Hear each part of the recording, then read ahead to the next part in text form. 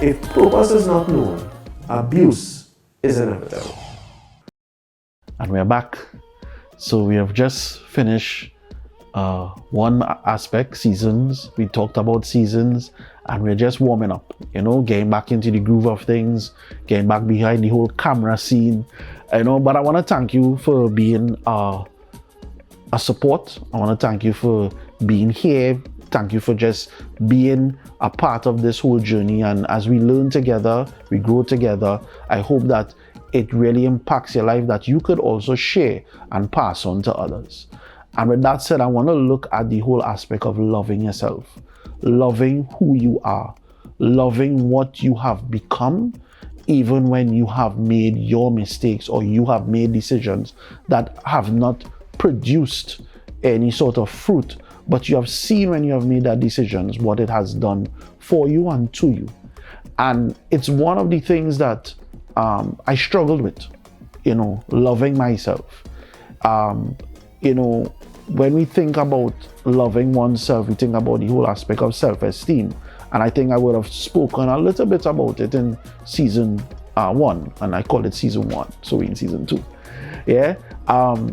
Why is loving yourself so important? It is important because it is what gives you that drive to pursue life. Life in itself is very difficult, and what you get out of life really comes from the aspect of how much do you really love yourself? How much do you really respect yourself? And one of the things I discover is when you don't love yourself, people won't respect you. And the thing is, there's a lot of disrespect to a person's humanity that is going around because it really starts with you not loving yourself. Some of us feel as though we can't set boundaries because we don't want to hurt people when we tell them, don't do this. Some may feel that, they are not, what you would call, they're not worthy to be loved because they can't do this and they're not capable of doing that. And the thing about loving yourself is learning how to respect yourself and having others respect you. Because love is respect and respect is love. And when those two come together, you would see how different of an attitude you have when you deal with individuals. Because one of the things I learned on this journey is that when we don't nip things in the bud from early, it continues to fester and affect us down the road. I'll give you an example. If you know you don't like persons making fun of you, it's okay to say, no, I don't like it. Even if they're saying you're soft or you're this or you're that, you have to make a stance. Because when you make those stands, chances are when people see that you are serious about it, they're not going to do it again. And that is part of learning how to accept who you are. Not everybody is built to handle certain things, or their temperament, or their their level of stress. It is not the same in everyone. So you have to know what boundaries you place on persons, especially when it comes to you learning to love yourself.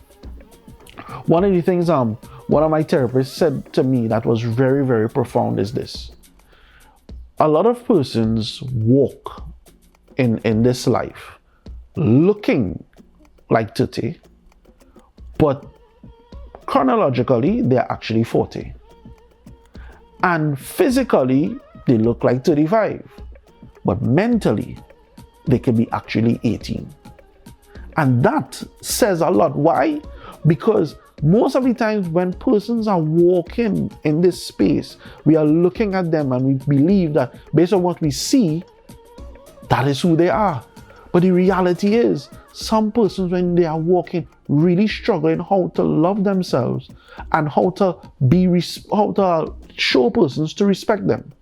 So the thing about loving yourself is learning how to, one, appreciate your differences. A lion is considered the king of the jungle, yet he's not the biggest animal.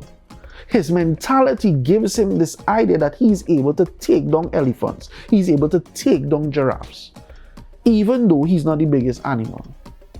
Loving yourself is learning how to accept those differences that makes you who you are. It is what says that I am different from everybody else. It helps me to understand that I don't have to be like everybody else.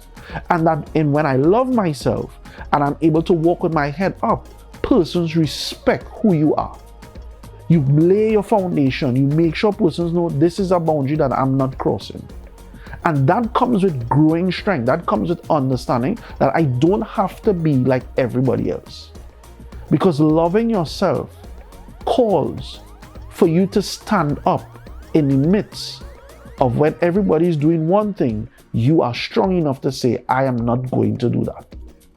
So again, when we really think about this whole thing of understanding purpose, when you know what you are called to be, you will never abuse it. Why? Because what you are called to do, you follow that even when it looks like it's different from everybody else.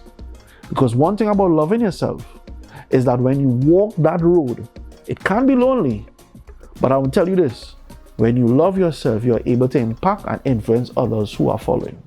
So again, as we say from the beginning to the end, if purpose is not known, abuse is inevitable.